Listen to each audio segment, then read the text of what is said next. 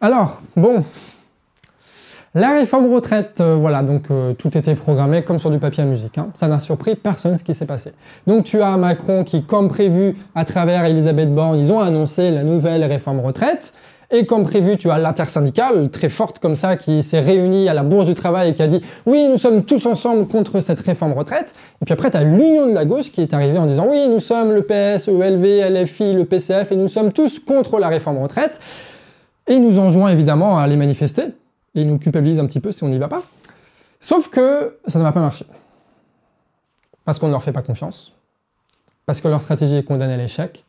Et parce qu'on a 1000 autres merdes à gérer avant de s'inquiéter de la retraite. C'est triste, hein, mais c'est la réalité. Donc dans cette vidéo, on va dire les termes.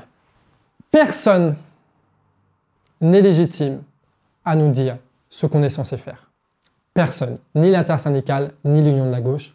Personne.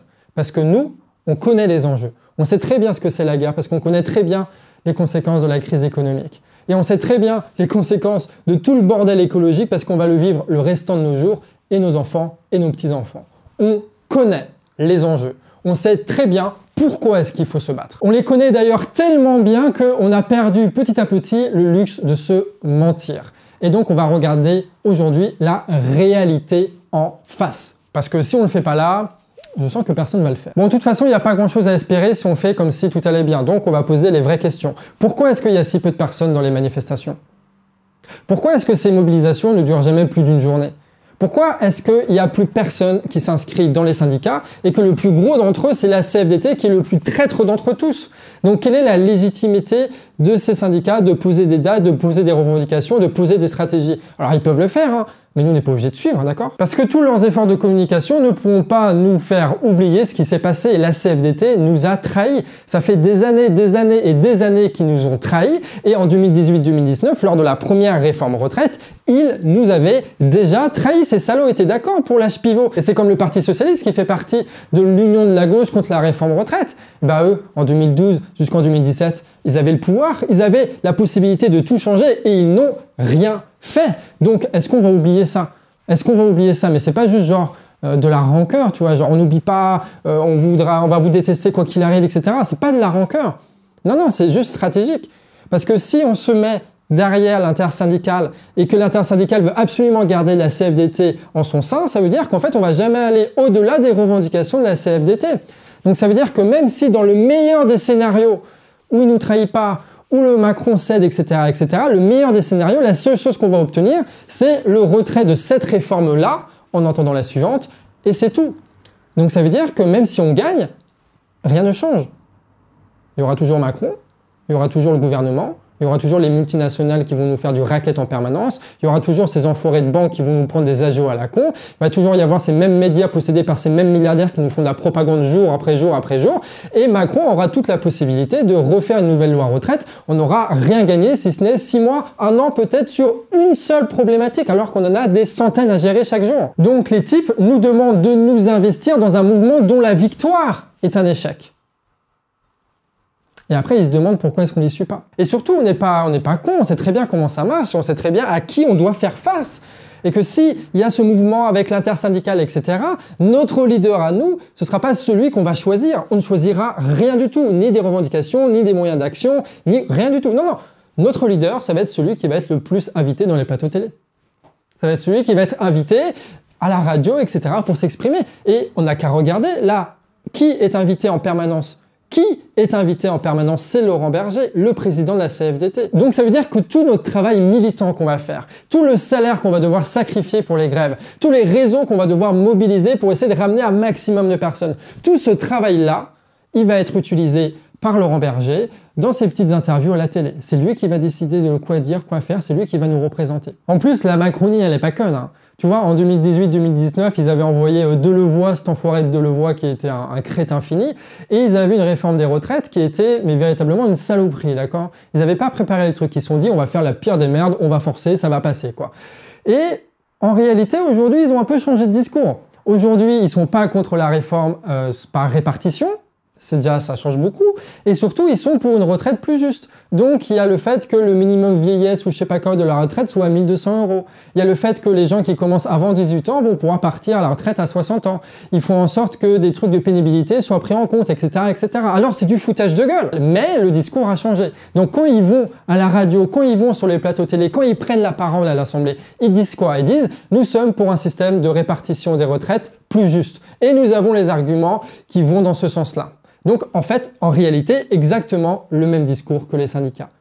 Exactement le même discours que les syndicats, dans la forme, dans les arguments, dans la manière de présenter les choses. Donc, ça veut dire que la différence entre la proposition des syndicats et la proposition de la Macronie, ça va se faire d'ordre technique. Ça va se faire d'ordre technique et ça va politiser personne ce truc-là. Comme d'ailleurs les raffineurs n'ont pas politisé parce que eux, quand ils arrivaient sur les plateaux télé, ceux qu'ils défendaient, c'était pas genre Total qui se font trop de fric, etc., etc. Ça s'était enlisé dans un truc de ah oui mais vous dites que les raffineurs gagnent 5 000 €, mais en fait regardez ma fiche technique, quand on prend en compte les primes, les trucs, les machins, c'est pas 5 000 mais c'est 3 500. On s'en fout les gars. On va pas vous soutenir parce que vous avez un salaire à 3 500, à 4 000, à 5 000 ou à 2 000. On va vous soutenir parce qu'on a l'opportunité de changer ce pays. Et là, c'est pareil. On va pas soutenir la réforme ou contre la réforme pour des trucs techniques à la con. On y va parce qu'on peut changer le pays. Et surtout, si les syndicats y vont, on sait très bien que, en fait, ils vont pas trop se mouiller, ils vont pas changer leur habitude, hein. Eux, ils savent faire une seule chose, ils le répètent, ils le répètent, ils le répètent depuis des années et des années. Donc, ça va finir en manifestation organisée par 3 personnes.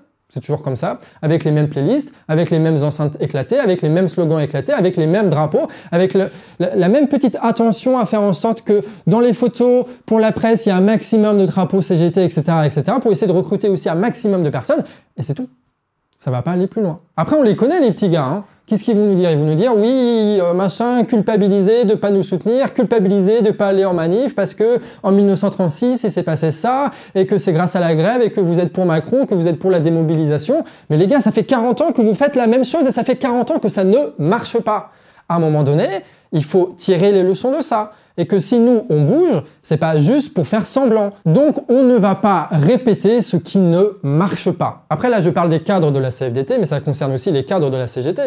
Parce que tu sais, à l'époque, la charte d'Amiens, les révolutionnaires, les communistes, les socialistes et tout, il en reste rien aujourd'hui.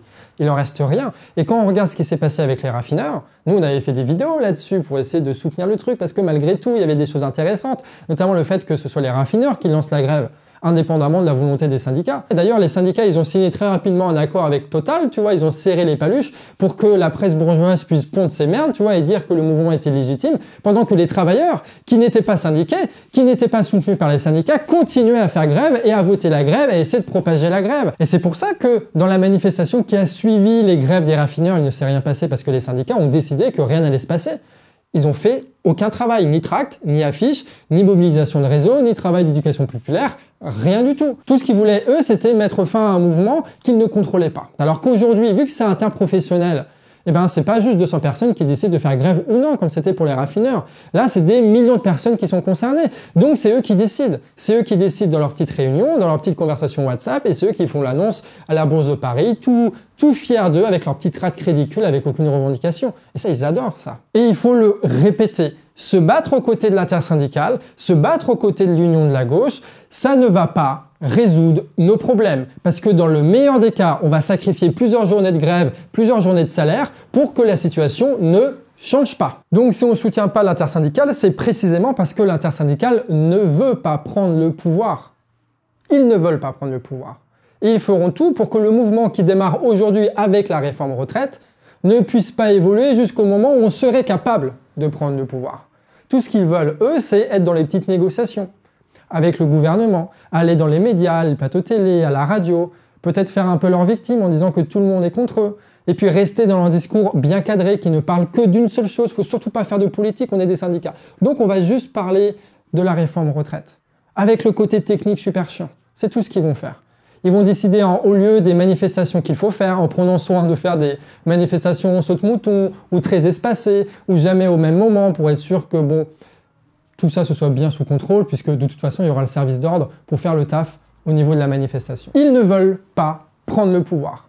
Ils ne veulent pas dégager Macron, ils ne veulent pas dégager le gouvernement, ils ne veulent pas changer les institutions pour qu'elles soient réellement démocratiques, ils ne veulent pas reprendre les multinationales, ils ne veulent pas dégager les banques, ils ne veulent pas faire tout ce qui est nécessaire pour réellement régler nos problèmes. Donc s'ils ne veulent pas prendre le pouvoir, ils ne peuvent pas régler nos problèmes. Et nous, on va devoir régler ces problèmes-là. Donc on doit prendre le pouvoir. Nous, on est des vrais démocrates. Le peuple doit prendre le pouvoir pour l'exercer lui-même selon ses intérêts. C'est ça être démocrate. Et donc il faut qu'on le fasse. On sait à peu près comment le faire, on sait qu'on est capable de le faire, et on le fera sans eux. Ne nous enlisons pas dans une stratégie et derrière des organisations qui nous condamnent à l'échec. C'est simple, hein. Ça va pas plus loin que ça. En tout cas, ce qui est à peu près sûr, c'est que dans les conversations qu'on a eues avec différentes personnes, on se rend compte que les retraites, personne n'est pour. C'est sûr, hein. Retraite à 64 ans, ça te dégage, évidemment, c'est à minima 60 ans avec 40 années d'annuité, évidemment, mais c'est pas l'important.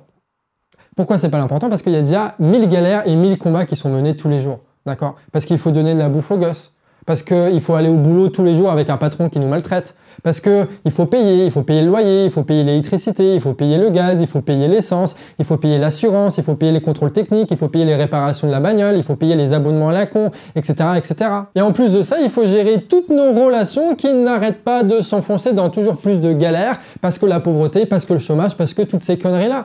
Du coup, on a le temps pour rien, c'est un combat permanent, donc la retraite, si c'est dans 20 ans, eh ben on verra ça plus tard, quoi. C'est pas un refus de prendre les choses en main, au contraire. C'est juste que on veut pas juste faire que ça. Si on sort dans la rue, si on appelle nos potes, si on change d'avis, si on sacrifie des jours et des jours de salaire, c'est pas juste pour une loi, c'est pour tout changer. C'est pour régler tous nos problèmes d'un coup. On va pas faire semblant, on va tout régler d'un coup. Donc si on y va, c'est pour faire le taf, parce qu'on connaît les enjeux et qu'on assume. On assume tout ce qu'on est, toutes nos galères et toutes les solutions pour nous en sortir. Et quand on va avec la CFDT, on n'assume rien. Quand on va avec la CFDT, on est des lâches. Par contre, si on y va totalement, là on assume. Donc c'est pour ça, on ne dit pas juste, il faut râler sur Internet et ne rien foutre. Parce que ça aussi, c'est lâche de faire ça. On doit assumer d'avoir besoin de cette révolte-là et on doit assumer d'organiser cette révolte-là comme tous les jours, on organise nos vies qu'on a besoin de le faire. Donc si on y va, c'est en dehors de l'organisation de l'intersyndicale, c'est en dehors de la stratégie de l'intersyndicale et c'est en dehors des revendications de l'intersyndicale. L'objectif, c'est donc de dégager tous ceux qui, on le sait aujourd'hui déjà, n'iront pas jusqu'au bout.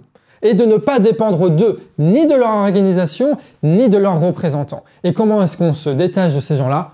Par l'action. Si vous pouvez parler à vos collègues, faites-le. Si vous pouvez organiser des groupes Facebook avec des gens qui sont d'accord de faire des choses avec vous, faites-le. Si vous pouvez envoyer des mails avec des vidéos pour que lors de vos prochaines réunions, vous puissiez parler de ces vidéos-là et pas juste vous regarder dans le blanc des yeux, faites-le. Si vous pouvez réaliser des tracts, les imprimer, faites-le. Si vous pouvez vous organiser pour mettre au point des revendications, pour mettre au point des stratégies, faire des communiqués de presse pour qu'on parle de vous partout, faites-le. Et si vous voulez juste insulter Laurent Berger dans la rue en criant très fort, faites-le. Et puis envoyez-nous la vidéo parce que ça risque d'être un peu marrant quand même. Tout ce que vous pouvez faire, faites-le. Et ça, sans les syndicats. Et ça, sans l'union de la gauche. N'attendez pas les consignes. N'attendez pas les dates. N'attendez pas les revendications. S'il y a des choses que vous pouvez faire, faites-le. Vous êtes légitime à le faire. Vous avez raison de le faire. Vous avez raison de vous organiser. Ce que vous ressentez, c'est légitime. Vous devez l'exprimer. Vous devez en parler avec les autres et sentir partout, dans vos lieux de travail, avec vos proches, dans les réunions publiques, que vous n'êtes pas seul. Vous n'êtes pas seul. Et surtout, on sait organiser les choses. On sait organiser les choses. Quand on organise un anniversaire ou un mariage sans thune, en fait, on a des capacités d'organisation qui sont bien plus fortes que tous les syndicats avec les vieux croutons dans leur sous-sol de syndicats, de trucs de permanence. Eux, ils ont la thune, ils ont les réseaux et ils font rien avec ça. Nous, avec rien, on fait des choses énormes dans notre vie tous les jours. Il s'agit juste d'appliquer ça en politique, d'accord, avec nos revendications. Et les Gilets jaunes ont montré que les organisations populaires, où c'est le peuple qui agit, sont bien plus organisées, surtout pour des mouvements de masse, et ils sont capables de développer une culture, de développer des revendications, d'organiser des grandes actions, etc., etc. Alors ça n'a pas suffi, et il faut faire le retour de ça, il ne faut pas trop s'attacher à ça, etc., etc., on est d'accord. Mais on est capable de le faire. On l'a prouvé, il ne faut pas l'oublier. En fait, il faut juste surtout apprendre à se parler. Une fois qu'on se parle et qu'on organise des choses ensemble, on n'a pas besoin de l'intersyndicale, on n'a pas besoin de l'union de la gauche. Il faut juste apprendre à se parler. Se dire que l'objectif, c'est pas de convaincre tout le monde de sa même opinion comme les militants insupportables, mais juste faire en sorte de comprendre l'autre, d'avoir de l'empathie pour l'autre et de se dire, ok, bah, qu'est-ce qu'on peut faire ensemble? Et le faire. Et vraiment, d'expérience militante, toutes les histoires commencent avec 3 personnes. D'accord? Toutes les histoires, tous les plus gros trucs que tu peux imaginer, ça commence avec rien du tout. Juste 3 personnes qui se disent, ah, peut-être qu'on pourrait tenter ça. Et puis ils le font. Alors il y en a beaucoup qui ratent parce que c'est pas le bon moment, c'est pas les bonnes revendications, ils n'ont pas les moyens, les trucs, les machins. Mais aujourd'hui, si on a véritablement confiance à ce qu'on ressent, on sait que des millions d'autres personnes le ressentent, et donc on le fait. Et ça va marcher. Et si ça marche pas, ça va nous donner l'occasion de comprendre qu'est-ce qui n'a pas marché et de refaire. Mais de toute façon, on est dans une situation de crise telle, avec la guerre, avec l'écologie, avec l'inflation, avec la crise économique et tout le bordel, que bon, faut pas être très malin pour se dire que ça va péter, quoi. Par contre, il faut l'organiser. Parce que si le ça va péter, c'est organisé par Laurent Berger, on sait très bien où ça va aller. Ça ne va rien résoudre. Donc le ça va péter, c'est on travaille pour faire en sorte que le ça va péter, ça finisse par aboutir à quelque chose, quoi. Et pas juste à un 49.3. Bref, tout ça pour vous dire que il faut tenir les conséquences de ce qu'on pense. Si on pense que l'intersyndicale est une impasse, ok, l'intersyndicale est une impasse. Donc, il faut proposer autre chose et travailler pour sortir de cette impasse-là. C'est pas juste le diagnostic de dire on est dans la merde, c'est on est dans la merde mais on a besoin de s'en sortir, donc on fait le travail pour s'en sortir. Donc il faut se parler, il faut se rencontrer, il faut se rassurer et une fois qu'on sera tous ensemble, décider de la suite. Et quoi qu'il arrive, de toute façon, on ne lâche rien, jamais.